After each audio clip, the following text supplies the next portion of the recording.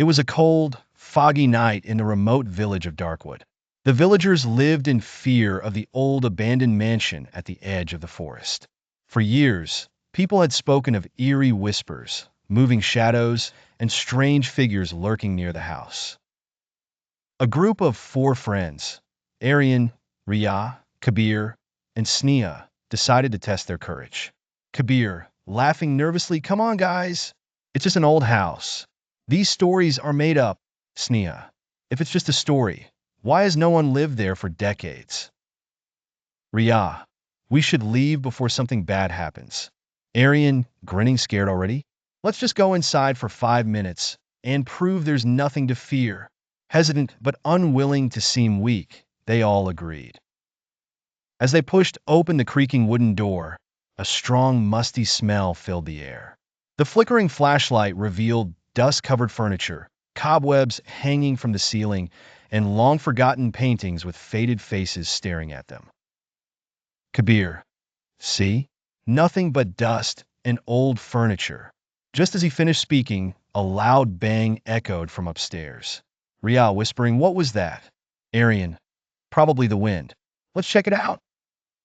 Shaking with fear, they climbed the wooden staircase. Each step creaked under their weight, making their hearts pound. On the second floor, they found a long hallway lined with broken mirrors.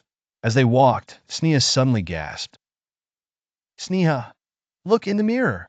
They all turned and froze. Their reflections were distorted, their faces twisted into horrific expressions. But the worst part? There was a fifth shadow standing behind them. A dark figure with hollow, glowing eyes stared at them through the mirror. Riyah, screaming, "Run!" They turned and bolted down the hallway, but the doors began slamming shut one by one. The lights flickered violently.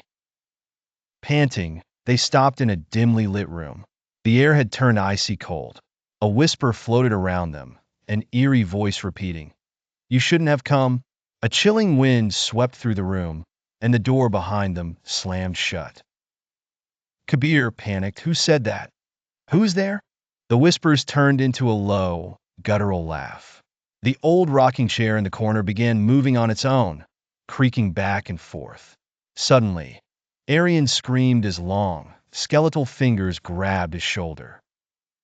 When they turned to look, nothing was there, but the marks of the fingers remained burned into his skin. Terrified, they ran toward the staircase, only to see the dark figure standing at the bottom, grinning. "Sneha, we're trapped." Riyah, shaking, reached into her pocket and pulled out the small pendant her grandmother had given her, an old charm meant to ward off evil. She held it up and shouted, "Leave us alone!" The figure shrieked in rage, the entire house trembling. The whispers turned into screams, the mirrors shattered, and the lights exploded into darkness. In the pitch-black void, they felt a sudden force push them violently. They landed outside the mansion's gate, gasping for breath.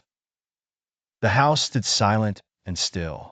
The door, which had been wide open minutes ago, was now shut tight, as if it had never been touched. The four friends ran back to the village, never speaking of that night again. But one thing haunted them. The bruised handprint on Aryan's shoulder never faded. And every night, in the distance, they could still hear a whisper from the mansion. "You shouldn't have come, but you will return." Moral: some places are haunted for a reason. Some doors should never be opened.